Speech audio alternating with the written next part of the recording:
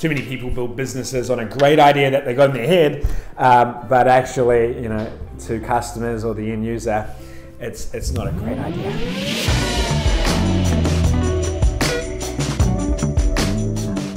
Hi, it's Anthony Baxter, and you're watching the Smarter Hustle. This show, and in particular this episode, is like it's like getting over that wall. It's getting outside of your comfort zone, and it means so much to me that you're watching this right now. And anyone can ask a question if you hashtag the Smarter Hustle via Instagram, Twitter, or LinkedIn.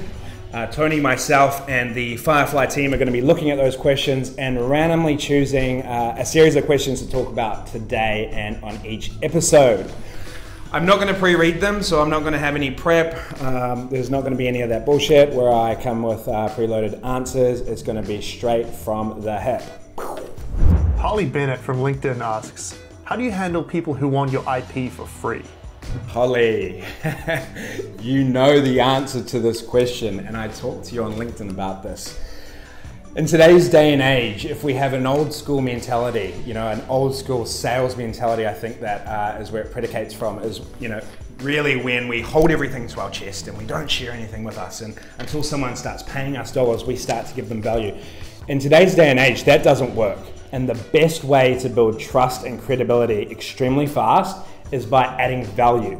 Now, it doesn't matter what space, industry, career, or profession that you're in, everyone can add value in their own shape or way. In fact, everyone in my team at Firefly adds value in every single conversation that we have. So my mantra is to give a lot more than you expect to receive. And by giving more, it'll be funny to watch what actually happens.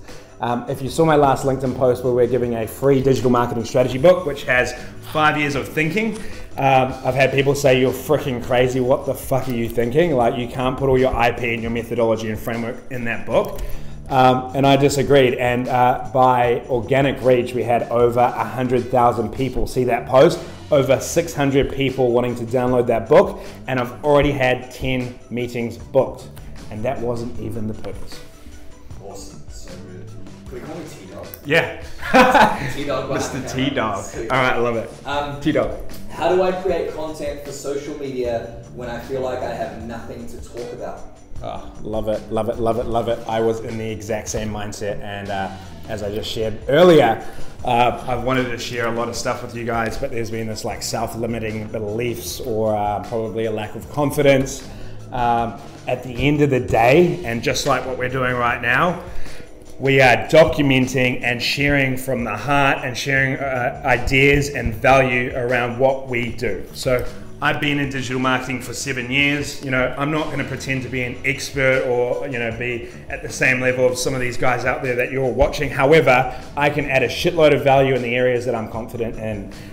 So everyone has the ability to share value, and the difference between putting out value in the place and getting past that confidence barrier is to document and share what's already happening instead of creating this purpose-built content maybe for a specific video sales letter or sales reason or presentation.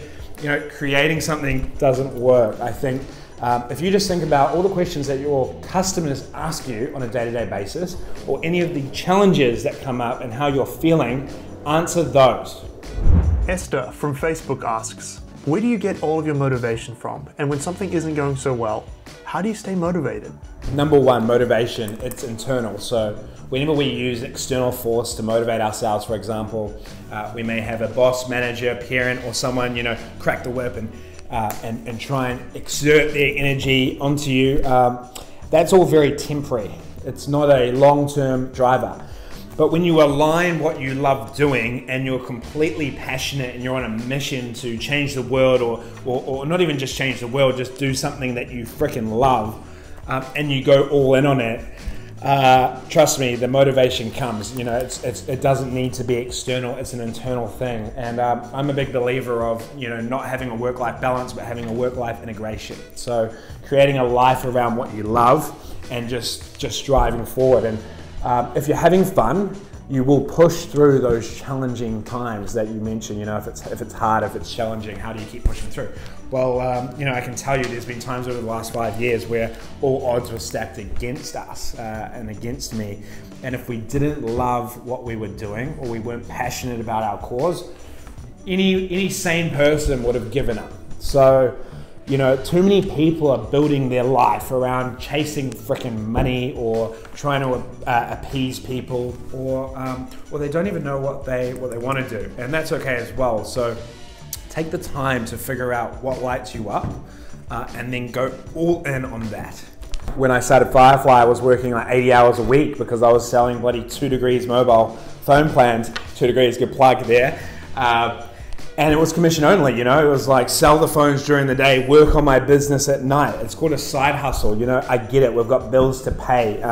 And some of you that are hustling, doing jobs that you don't love, you know, it's practical, you have to be practical. But working on your business passion or where you want to go on the side is completely okay. And it might take a little bit of time to build up and get your first customer, but at least you're working on it. And you know, I like to suggest that you get a role which actually allows a bit of flexibility as well. So the commission only role for me allowed me to work on my terms and my own hours. And as soon as I hit my goal, which was to pay the rent, pay the power, have enough money to buy food and all the bare basics, as soon as that was ticked, it was, okay, I'm done over there. Now I'll look on over here and work on my business. And a lot of people make the mistake of going all in and jumping into the deep end too early. And doing a side hustle, doing it on the side while you're working, is a great way to also validate your idea and make sure that it's actually something that people want. Because too many people build businesses on a great idea that they got in their head, but actually, you know, to customers or the end user, it's not a great idea. Dan from Facebook asks, how do you deal with criticism and how does it influence your decision making? First of all, I say, I look at what they do, I third place it and I go, does this have merit? If it doesn't have merit, they don't understand where I'm at, or they don't have the backstory to what they've said, I just write it off, because you have to back yourself. So I have a mentor, no, get fucked. and as bad as that might be, because just wait, I'm going to have to share the next bit, I do just write it off. But, you know, thanks for your opinion, next. However, if it really has credibility, and if it really does, if it does have credibility and it has weight, right? And someone is calling me on my bullshit, or has an idea, or thinks this isn't very good. The market has spoken, and you have to be able to take on that feedback and adapt. So it's a combination of the two, I think. You know, you have to be confident in yourself and your ability and what you're producing, but you also have to be able to take on feedback and put your ego aside, leave it at the door, and try and create the best possible product. So on a case-by-case basis, Dan would. All the haters, you know, that have got shitty criticism or feedback, it's you know, that. And to people that are genuinely trying to help give feedback, I really appreciate it, and keep it coming. Like, it's so important. As a good friend of mine, Marco, used to say, feedback is the breakfast of champions. Whenever there's a bit of conflict or a challenging conversation going on between yourself and someone else, or even internally, it can be very easy to get emotional. And working on my EQ over the years, you know, I'm definitely one. If you looked at me 5 years ago, angry, passionate, fucking furious Anthony Baxter, like I would get into heated debates all the time, because, you know, I wasn't able to third place situations. And when you third place a situation, it's not about the person in front of you or yourself. If you're talking to yourself, it's about what you're talking about. So it's imagine yourself going into a bird's eye view, looking at the situation and looking at it from their opinion and your opinion, and piecing it together and using your logic. So pushing the emotion aside, using your logical side of your brain and addressing the situation. And whether it has merits or not, that will allow you to properly react, communicate, and make a decision based on that. And I think working on EQ is a huge part of it. I mean, a lot of people have high IQ or EQ. If you want to be in business, you want to be a great leader, I highly recommend you build your EQ up. Jamie from Facebook asks, How do you use company culture to attract and retain top talent while also being different from every other tech business with a ping pong table? We do have a ping pong table. We've had 2 of them. They're bloody great. You know, what are you talking about? Ping pong tables is culture. If you don't have a ping pong table, what is your business doing? You have no company culture. No. Company culture is more than some words on the wall, you know, like your values that you did at workshop when you first began, and you've plastered them up there. It's more than what the owner or entrepreneur or leaders inside of it think. It's actually how the entire organization feels and the DNA of that business. I'm a true believer of you're either a mission, vision, values-based business or you're not. Either go all in 100% into mission, vision, values, or don't even entertain it.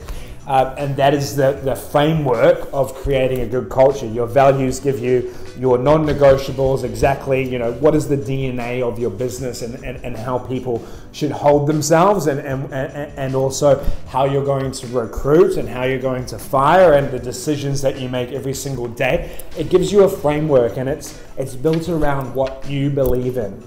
And being very clear on that creates an unstoppable force or snowball effect, because as you start to hire on those values, it starts to manifest and people understand the big vision or where you're trying to take this business, rather than focusing on the bottom dollar, such as profit, revenue, etc. So getting your team to not only buy into where you're going, but also understanding how they fit into that piece and how you as a leader can help them achieve their goals, because their goals and your company goals aren't separate, they need to be intertwined.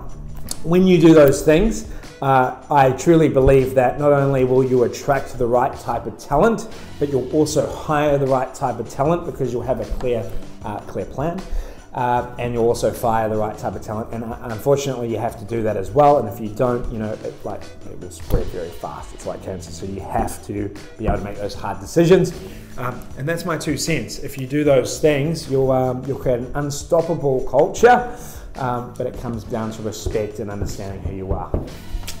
Natasha from Facebook asks, how do you decide when to quit with an idea that you know is brilliant, but you don't have the know-how to take it further?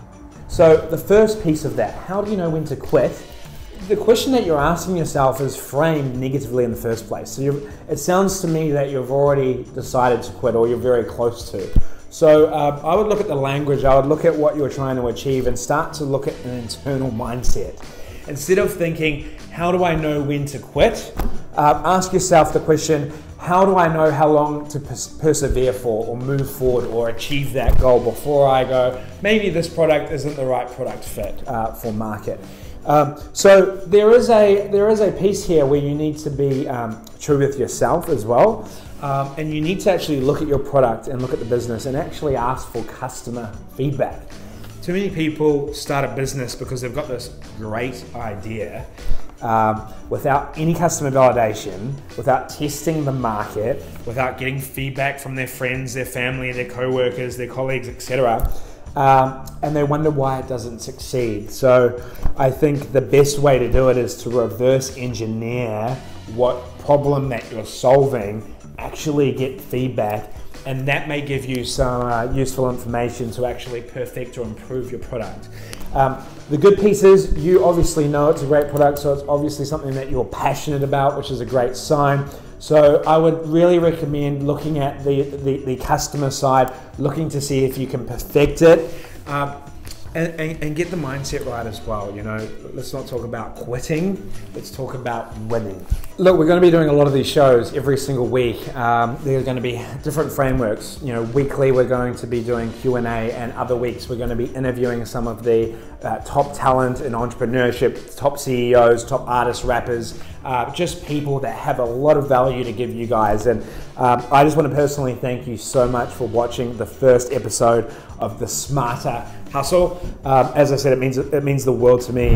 It truly does. I'm blessed. I'm so lucky to be to be practicing this and to be building a business that I'm so passionate about, and to be helping people not only in New Zealand and Australia, but also the international community that might be watching this as well. So yeah, we're going to bring a lot of fire to the table. We've got some amazing speakers up. I'm actually interviewing our questionnaire, T-Dog, aka Tony Body, aka Tony Versich, on the next episode. So stay tuned, that's going to be epic. And I'll see you guys next week on the Smarter Hustle.